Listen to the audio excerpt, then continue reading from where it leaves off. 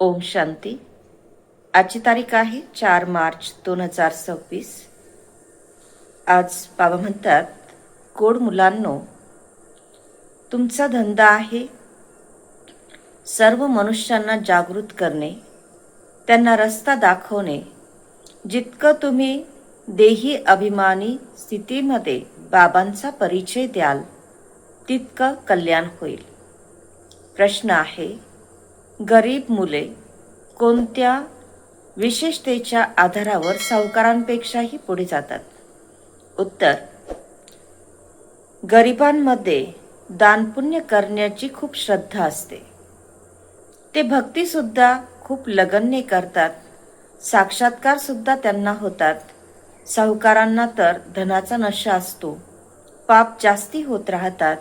म्हणून गरीब मुलं त्यांच्यापेक्षाही पुढे जातात. आजचं गीत आहे ओम नमो शिवाय. ओम शांती. तुम मात पिता हम बालक तेरे, तेरी कृपा से सुख घनेरे. हे तर जरूर परमपिता परमात्म्याची महिमा आहे. याच्यामध्ये हे क्लिअर आहे की ते रचयिता आहेत. लौकिक आईवडील सुद्धा रचयिता आहेत. पारलौकिक बापाला सुद्धा रचता म्हटलं जातं. बंधू सहाय्यक म्हटलं जातं. हे गायन केलं जातं की जे लौकिक बापाचं करू शकत नाही. तर ही परमपिता परमात्म्याची महिमा आहे की जी वेगळी आहे. बच्चे महिमा करतात की बाबा ज्ञानाचे सागर आहेत, नॉलेजफुल आहे, त्यांच्यामध्येच ज्ञान आहे. तर ज्ञान कोणतं? तर शरीर निर्वाह करण्याचं ज्ञान नाही, परंतु त्यांना ज्ञानाचे सागर म्हणजेच नॉलेजफुल म्हटलं जातं. तर जरूर त्यांच्याकडे ज्ञान आहे, परंतु कोणतं ज्ञान? की संपूर्ण सृष्टीच्या चक्राचं आधी मध्य अंताचं ज्ञान. ते चक्र कसं चालतं याचं ज्ञान. तेच बाबा पतित पावन आहेत. श्रीकृष्णाला कधीही पतित पावन म्हणता येत नाही किंवा ज्ञानाचं सागर म्हटलं जात नाही. त्यांची महिमा वेगळी आहे आणि शिवबाबांची महिमा वेगळी आहे. दोघंही आहेत भारताचे निवासी. शिवबाबांचं सुद्धा गायन भारतामध्ये केलं जातं. म्हणजे शिव जयंती भारतामध्ये साजरी केली जाते आणि श्रीकृष्णाची जयंती सुद्धा भारतामध्ये साजरी केली जाते. गीता जयंती सुद्धा साजरी केली जाते. तर ह्या 3 जयंती मुख्य आहेत: शिव जयंती, श्रीकृष्ण जयंती, गीता जयंती. आता प्रश्न उठतो की सर्वात पहिल्यांदा कोणती जयंती झाली असेल? शिव जयंतीचं कुणालाही माहीत नाही आणि नाही त्याचं गायन आहे की शिवाने येऊन काय केलं, त्यांनी कोणतं चरित्र किंवा त्यांचे जीवनचरित्र कोणतं होतं, काय कार्य केलं. श्रीकृष्णाविषयी तर लिहिलेलं आहे की त्यांनी गोपिकांना पळवलं. श्रीकृष्णाच्या चरित्रांचं खास एक मासिक सुद्धा बनत असतं, परंतु शिवाच्या चरित्रांचं काहीही नाही. श्रीकृष्ण जयंती, गीता जयंती आणि शिव जयंती या 3 मुख्य जयंती आहेत. नंतर राम जयंती होते. तर ह्या समयी संगम युगामध्ये जे काही होतं ते नंतर साजरं केलं जातं. सतयुग त्रेतायुगामध्ये कोणती जयंती वगैरे साजरी केली जात नाही. सूर्यवंशींकडून चंद्रवंशी वारसा घेतात. आणखी काही महिमा नाही. फक्त राजांचा राज्याभिषेक समारोह साजरा केला जातो. आजकाल बर्थडे सगळे साजरे करतात, परंतु ती तर खूप कॉमन गोष्ट आहे.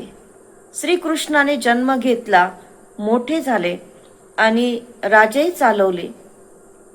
याच्यामध्ये महिमा करण्याची कोणतीही गोष्ट नाही. सतयुग त्रेतायुगामध्ये सुखाचं राज्य चालतं. श्रीकृष्णाने मातेच्या गर्भामधून जन्म घेतला, पालना घेतली. पुनर्जन्मामध्ये सर्वांना यायचं आहे. शिवबाबा मात्र पुनर्जन्मामध्ये येत नाहीत, परंतु ते धर्तीवर येतात ना. तर ते येऊन हे सर्व रहस्य आपल्याला समजावून सांगतात. ब्रह्मा, विष्णू, शंकर त्रिमूर्ती सुद्धा दाखवली जाते ना. ब्रह्माच्या द्वारे स्थापना. कारण शिवाला तर आपलं स्वतःचं शरीर नाही, तर ते स्वतः बसून ह्या वयस्कर तणामधून समजावून सांगतात की हे वृद्ध जे आहेत हे आपल्या जन्मांना जाणत नाहीत. त्यांच्या खूप जन्मांच्या अंताच्या जन्मामध्ये अंतिम समय मी येतो. तर हे पहिले कुणी आलं तर त्यांना समजावून सांगितलं पाहिजे. शिव जयंती मोठी की श्रीकृष्ण जयंती मोठी? तर जरूर म्हणावं लागेल की शिव जयंती मोठी. कारण शिव जयंती झाली म्हणजे शिव परमात्म्याचं अवतरण झालं की ते जे ज्ञान देतात ते गीतेचं ज्ञान म्हणून नंतर प्रसिद्ध होतं. म्हणून गीता जयंती त्या ज्ञानाला आचरणात आणून श्रीकृष्णाचा आत्मा श्रीकृष्ण पदाला प्राप्त होतो. म्हणून श्रीकृष्ण जयंती आणि नंतर श्रीराम जयंती. तर बाबा म्हणतात की हे पॉइंट सुद्धा बुद्धीमध्ये ठेवले पाहिजेत.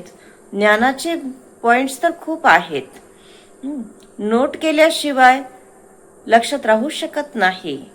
तर ब्रह्मा बाबा इतके जवळ आहेत, शिव बाबांचा रथ आहे, तरी ते सुद्धा म्हणतात की सगळे ज्ञानबिंदू वेळेवर आठवणीत येतील हे खूप मुश्किल आहे.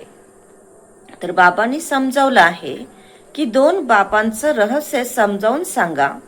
शिव जयंती साजरी करतात तर जरूर ते येत असतील. शिव जयंती निराकारची जयंतीच दाखवली जाते, तर ते कसे येतात, येऊन काय करतात? ते तर सर्वांचे सद्गती दाता आहेत, सर्वांना दुःखापासून सोडवणारे म्हणून ते लिबरेटर आहेत, गाईड आहेत. आता सर्व आत्म्यांना गाईड पाहिजे परमपिता परमात्मा. तर ते पण आत्माच आहेत. जसं मनुष्यांना गाईड करण्यासाठी मनुष्य हवा असतो, तसं आत्म्यांना गाईड करण्यासाठी सुद्धा आत्मा पाहिजे. आणि ते आहेत सुप्रीम आत्मा की जे सर्व मनुष्य आत्म्यांना गाईड करतात. मनुष्य पुनर्जन्म घेत घेत नंतर पतित बनतात. मग त्यांना पावन बनून कोण परत घेऊन जाईल? तर बाबा म्हणतात की मीच येऊन पावन बनण्याची युक्ती सांगतो की माझी आठवण करा. कृष्ण तर हे म्हणू शकत नाही की देहाचे संबंध सोडा आणि माझी आठवण करा.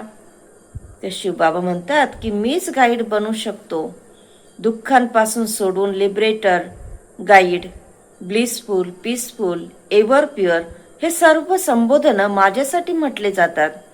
तर जसं आत्मा बिंदू आहे तसं परमात्मा सुद्धा बिंदू आहे आणि ही एक कुदरत आहे. वास्तवमध्ये खूप मोठी कुदरत म्हणावी लागेल की इतक्या छोट्या बिंदूमध्ये 84 जन्मांचा पाठ नोंद झालेला आहे. तर ही कुदरत आहे.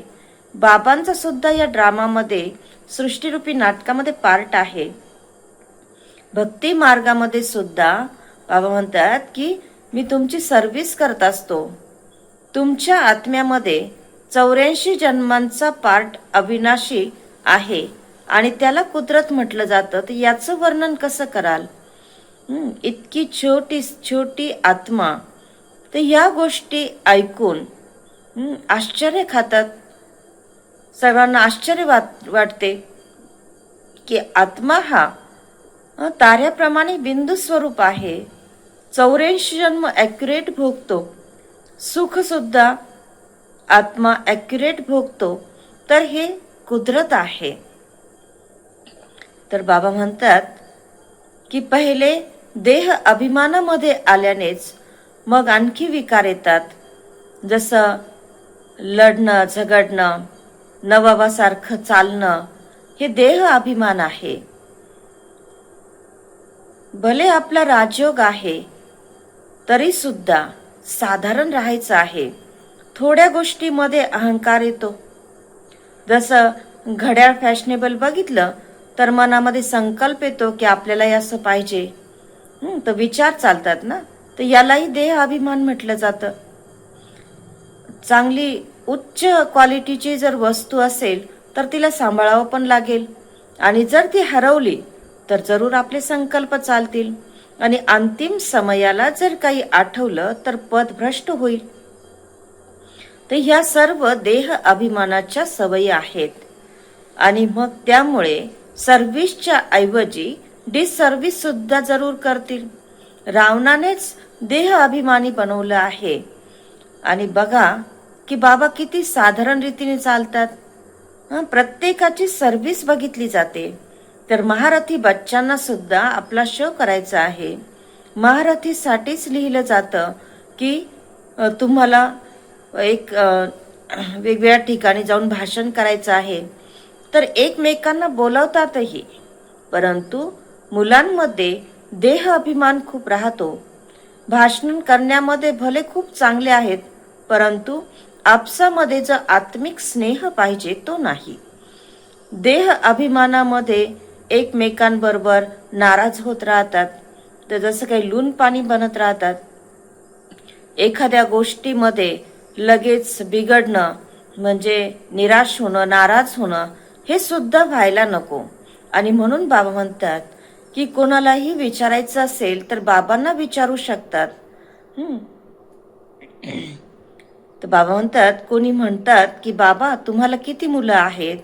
तर बाबा म्हणतात, मी म्हणेल की मला तर अनगिनत मुलं आहेत, परंतु काही सपूत आहेत आणि काही कपूत आहेत. काही सपूत खूप चांगले चांगले आहेत.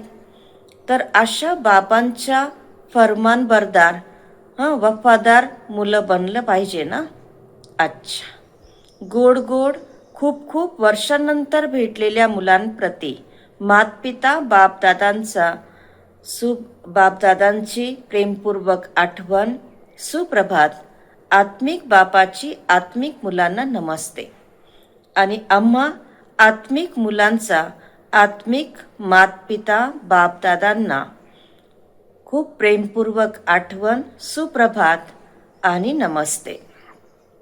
धारणेसाठी मुख्य सारांश आहे. पहिला पॉइंट आहे, देह अभिमानामध्ये येऊन कोणत्याही प्रकारची फॅशन करायची नाही.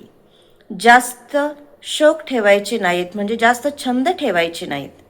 खूप खूप साधारण होऊन चालायचं आहे. दुसरा पॉइंट आहे, आपसामध्ये खूप खूप आत्मिक स्नेहाने चालायचं आहे. कधीही लूण पाणी व्हायचं नाही. म्हणजे आपसामध्ये नाराज व्हायचं नाही. बाबांचा सपूत बच्चा बनायचं आहे. अहंकारामध्ये कधी यायचं नाही. वरदान आहे, आपलं भाग्य आणि भाग्य विधात्याचे गुण गाणारे सदैव प्रसन्नचित्त भव. आपलं भाग्य आणि भाग्य विधात्याचे गुण गाणारे सदा प्रसन्नचित्त भव. विश्लेषण आहे, सर्व ब्राह्मण मुलांना जन्मताच ताज म्हणजे मुकुट, तख्त, सिंहासन आणि तिलक जन्मसिद्ध अधिकाराच्या रूपाने प्राप्त होत आहे. जो या भाग्यामध्ये चमकतं व सितारांना पाहतो, म्हणजेच आपलं भाग्य आणि भाग्य विधात्याचे गुण गात राहतो, तो गुण संपन्न बनून जाईल. आपल्या कमजोरींचे गुण गाणार नाही, आपल्या भाग्याचे गुण गात राहतील. प्रश्नांमधून पार होतील. तेव्हाच सदैव प्रसन्नचित्त राहण्याचं त्यांना वरदान प्राप्त होईल. मग दुसऱ्यांनाही सहज ते प्रसन्न करू शकतील. स्लोगन म्हणजेच आजचा सुविचार आहे, एक नामी आणि इकॉनॉमीने चालणं हाच ब्राह्मण जीवनामधील सफलतेचा आधार आहे. म्हणजे एक नामे, एक बाबांच्या स्मृतीमध्ये राहणारे आणि सर्व खजान्यांमधून बचत करून चालणारे जे आहेत तेच ब्राह्मण जीवनामध्ये सफल बनू शकतील. आजचा अव्यक्त इशारा आहे, निश्चयाच्या फाउंडेशनला मजबूत करून सदा निर्भय आणि निश्चिंत रहा. बाबा म्हणतात, निश्चय सदैव निश्चिंत बनवतो आणि जो निश्चिंत स्थितीमध्ये राहून कोणतेही कार्य करतो तो त्यात सफल जरूर होत असतो. कारण निश्चिंत स्थितीमध्ये बुद्धी यथार्थ निर्णय करते. यथार्थ निर्णयाचा आधार आहे निश्चय बुद्धी, निश्चिंत स्थिती. त्यात विचार करण्याची सुद्धा आवश्यकता नाही. ओम शांती.